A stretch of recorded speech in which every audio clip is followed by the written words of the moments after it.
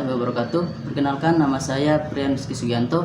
Saya mahasiswa aktif YIN Sultan Amai Gorontalo, Fakultas Ilmu Tarbiyah dan Keguruan, jurusan Manajemen Pendidikan Islam semester 6. Baik, dalam video kali ini saya buat untuk memenuhi tugas saya pada ujian akhir semester pada mata kuliah Manajemen Pendidikan dan Latihan, yang dimana itu diampu oleh Ibu dosen Dr. Putri Maliki MPD. Baik, dalam cuplikan video kali ini saya akan buat untuk mewawancarai salah satu guru yang ada di lembaga sekolah tentunya ya, dimana saya ingin meminta keterangan kepada beliau bagaimana pengalaman di dalam mengikuti diklat. Untuk itu tetap terus nonton video ini, jangan sampai terlewati agar kiranya dapat dipahami apa yang akan disampaikan melalui video ini. Ya baik, sekarang kita sudah bersama dengan salah seorang guru yang nantinya kita akan wawancarai untuk meminta keterangan bagaimana sih pengalaman beliau di dalam mengikuti pendidikan dan latihan. Sebelumnya kita mari sama-sama berkenalan dengan salah seorang guru yang nantinya kita akan wawancarai, dimana tentunya ini agar dalam wawancara ini kita bisa lebih fleksibel ataupun lebih leluasa di dalam mendapatkan informasi yang nantinya akan diberikan. Jadi langsung saja, mungkin kiranya Ibu bisa memperkenalkan diri terlebih dahulu. Siapa nama Ibu, di mana Ibu mengajar? Ya, terima kasih atas kesempatan ini. Alhamdulillah sekolah kita dapat ya ada yang mewawancarai. Terima kasih ya. Nama saya Ibu mengajar di TK Mutiara Tegulo, Kecamatan Kuboto, Kabupaten Gorontalo. Ya baik, jadi pada kesempatan kali ini ya Ibu, saya ingin sedikit bertanya terkait dengan pengalaman Ibu selama menjadi guru ini. Kira-kira Ibu sudah mengajar ini sudah berapa lama? Kalau saya mengajar sudah 16 tahun, dari 2007 sampai sekarang. Selama 16 tahun itu, selama 16 tahun Ibu mengajar, tentunya Ibu pernah mengikuti yang namanya diklatan. Kira-kira Ibu masih ingat kapan terakhir Ibu mengikuti diklat? Kalau yang untuk tatap muka itu kita laksanakan di 2022, tapi untuk yang lain biasa di tiap bulan kita. Oh, jadi untuk diklat ada yang tatap muka dan ada juga yang online. Jadi kira-kira Ibu masih ingat jenis latihan pendidikan latihan apa yang diikuti pada saat tatap muka? Pada saat tatap muka itu yang kita fokus di pembelajaran mengenai LUSPAT di tahun 2022. LUSPAT itu kalau LUSPAT itu bahan-bahan yang kita ambil dari bahan alam, seperti kalau bahan alam itu ada batu-batu, ada pasir. Terus kalau bahan bekas itu biasa biji jagung dengan itu juga termasuk bahan alam, biji jagung dengan biji kedelai, kacang hijau. Juga kalau untuk bahan bekas biasa ikan cipatu dengan penutup botol, itu juga yang bahan-bahan bekas. Juga kayu-kayu yang bekas itu kita kumpul sebagai pembelajaran buat anak-anak. Jadi pada intinya untuk LUSPAT itu dimana itu diajarkan semua bahan-bahan bisa menjadi bahan ajar ketika diajarkan kepada mungkin ingat Ibu pada saat mengikuti diklat, apakah Ibu mengeluarkan biaya dalam hal ini adalah biaya administrasi atau itu ada delegasi yang diminta dari pihak penyelenggara diklat?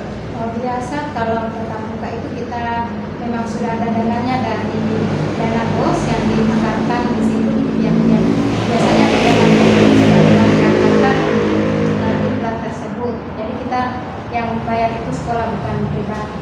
Jadi untuk biaya administrasinya sudah dari sekolah, sudah dianggarkan. Mungkin ya lebih intim lagi kepada pendidikan dan latihan yang Ibu pernah ikuti, bisa Bu memberikan keterangan ataupun bercerita terkait dengan pendidikan dan latihan yang sudah Ibu ikuti. Tapi sebelumnya saya ingin bertanya, di dalam Ibu mengikuti diklat tersebut berapa hari pelaksanaan kegiatan tersebut? Biasa 3 hari yang kita ikuti diklat, karena biasanya kita kan kalau ada diklat itu mengundang dari luar, jadi juga itu kan butuh biaya juga, jadi itu memang sudah ditentukan waktunya hanya 3 hari. Berarti selama Ya, selama 3 hari ya. Ya. Bisa nanti Ibu bisa menceritakan selama 3 hari itu bagaimana rangkaian kegiatan pada saat diklat dilaksanakan, mulai dari awal registrasi sampai dengan selesai. Mungkin sesingkat mungkin Ibu bisa. Biasanya di hari pertama itu biasanya materi, tapi dengan materi itu kita biasanya juga langsung praktek. Nanti biasanya 2 hari itu kita materi, ketiga harinya itu kita praktek dengan bahan-bahan yang kita bawa dari rumah. Berarti di dalam kegiatan diklat bukan hanya sekedar diberikan pengetahuan akan, tetapi Langsung juga dengan diajarkan materi. dengan keterampilan mempraktekkan langsung dari apa yang telah diajarkan. Kemudian selama Ibu mengikuti diklat, tentunya Ibu sudah mengajar selama 16, tentu sudah mengikuti beberapa diklat. Untuk kendala yang Ibu hadapi pada saat mengikuti diklat, Biasanya karena disesuaikan terbatasnya waktu, biasanya kita itu kan bahan-bahan itu hanya diberitahu ini kita dibagi per kelompok, terus di dalam per kelompok itu kita dibagi bahan-bahan yang akan kita bawa untuk besok. Jadi biasanya kita terkendala dengan waktu, biasanya karena keterbatasan waktu, jadi kita pulangnya sampai malam. Jadi untuk mencari bahan-bahan kita agak sulit. Misalnya seperti biasanya mengambil kulit kayu, jadi kita agak kesulitan di situ. Kalau untuk bahan-bahan alam seperti biji-bijian itu agak ini tidak terlalu sulit kita dapat. Cuma biasanya mengambil dari kulit kayu itu kita agak sulit juga. Biasanya juga karang-karang itu yang biasa dipesan di situ. jadi kalau kendalanya tadi dikatakan ada keterbatasan waktu, karena itu hanya dilakukan 3 hari pada saat kegiatan biasa sampai laut ya, sehingga itu menjadi kendala. Tadi pun Ibu mengatakan bahwasanya ada diklat yang dilakukan dengan cara online atau daring. Kira-kira apa kendala ketika melaksanakan kegiatan melalui online tersebut? Biasanya yang terkendala di kita itu biasa kalau misalnya kita tidak harus kalau terkonek dengan itu tidak ada kendala. Cuma kalau yang biasanya pakai data, biasanya kita jaga tidak biasanya terputus karena misalnya data kita hanya terbatas, jadi tidak sampai selesai itu acaranya. Jadi setelah Ibu sekian lama mengajar sebagai guru, khususnya di TK Mutiara Gote, tentu ada dampak yang Ibu rasakan dari sebelum Ibu mengikuti diklat dengan sesudah diklat. Kira-kira apa yang Ibu rasakan setelah mengikuti diklat tersebut? Alhamdulillah, biasanya di dalam pembelajaran itu kan biasa untuk anak-anak kita pakai LKS. Jadi LKS yang kita pakai itu biasa kita fotokopi. Jadi ini memakan biaya. Jadi dengan adanya kita melakukan diklat terus waktu, biasa anak dengan memakai biji-bijian, jadi itu mengurangi LKS. Tetap ada LKS-nya tapi sudah terkurang dengan adanya biji-bijian yang kita dapati. Jadi kita bukan tidak fotokopi juga sih, cuma sudah terkurang dengan adanya fosfat ini. Jadi pada intinya dampak yang Ibu rasakan dalam mengikuti diklat adanya bisa lebih melatih kompetensi itu dalam mengajar. Ya. Jadi mungkin pertanyaan terakhir ya, kira-kira apa harapan Ibu mengenai kegiatan diklat yang telah dilaksanakan tersebut?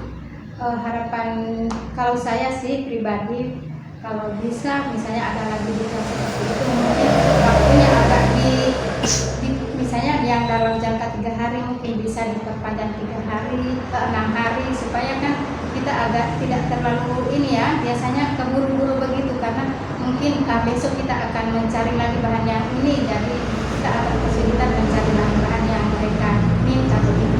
Jadi mungkin waktunya yang akan diperpanjang sedikit. Jadi harapannya kegiatan diklat bisa lebih diperpanjang lagi, artinya lebih dari 3 hari ya. Ya. Ya baik, terima kasih ya Bu atas keterangan, atas pencarian meluangkan waktu itu pada kesempatan kali ini untuk saya bisa mendapatkan informasi terkait dengan pengalaman Ibu selama Ibu mengajar 16 tahun tentunya Ibu sudah mengikuti diklat dan sudah diceritakan. Saya mengucapkan terima kasih atas cerita. Sekian untuk wawancara kita pada kali ini. Sekian dari saya. Mohon maaf jika ada kesalahan. Assalamualaikum warahmatullahi wabarakatuh.